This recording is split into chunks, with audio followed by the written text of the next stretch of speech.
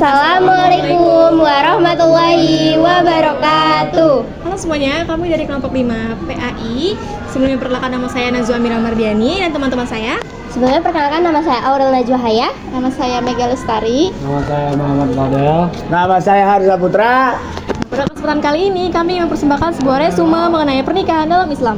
Selamat menyaksikan. Tahu gak sih arti dari pernikahan itu apa? Pernikahan adalah suatu ikatan lahir dan batin antara pria dan wanita sebagai suami dan istri, dengan tujuan membentuk suatu keluarga bahagia dan kekal. Maka pernikahan dianggap sebagai suatu yang sakral, agung, dan monumental bagi setiap pasangan hidup. Nah teman-teman, lalu apa sih tujuan dari pernikahan? Jadi pernikahan itu bukan cuma soal hidup bersama, tapi punya tujuan utamanya juga. Yang pertama adalah membentuk keluarga yang sakinah, mawadah, dan warohmah. Artinya keluarga yang tenang, penuh cinta dan kasih sayang. Nah yang kedua adalah menjaga diri dari perbuatan zina. Dengan menikah, hubungan laki-laki dan perempuan menjadi halal. Yang ketiga adalah melanjutkan keturunan agar ada generasi penerus yang baik dan yang pastinya soleh.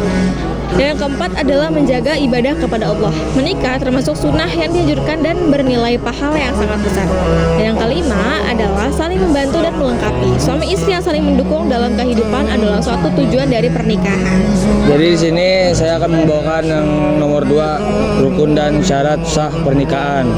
Yang pertama itu rukun nikah yang harus ada calon suami, calon istri, wakil nikah, 2 orang saksi, ijab dan kabul.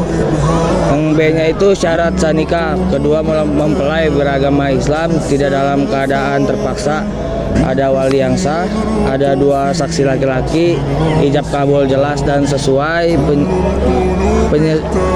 penjelasan.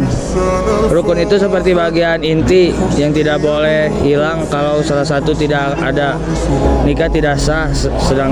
Sedangkan syarat adalah hal yang harus dipenuhi agar pernikahan dianggap sah secara agama. Nomor 3 ada hukum pernikahan.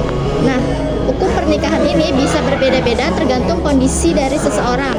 Yang pertama itu ada wajib jika sudah mampu dan takut terjerumus zina. Yang kedua itu ada sunnah jika mampu dan ingin menikah. Lalu yang ketiga itu ada mubah, ini tuh boleh jika tidak ada dorongan kuat. Lalu yang keempat itu makruh jika belum siap atau misalnya ekonomi kita belum cukup. Lalu yang kelima itu ada haram jika menikah untuk tujuan buruk seperti menyakiti pasangan. Jadi penjelasannya itu, Islam tidak memaksa seseorang harus menikah dalam kondisi yang sama. Hukum ini itu fleksibel sesuai keadaan dari masing-masing. Yang keempat yaitu mahram atau haram dinikahi.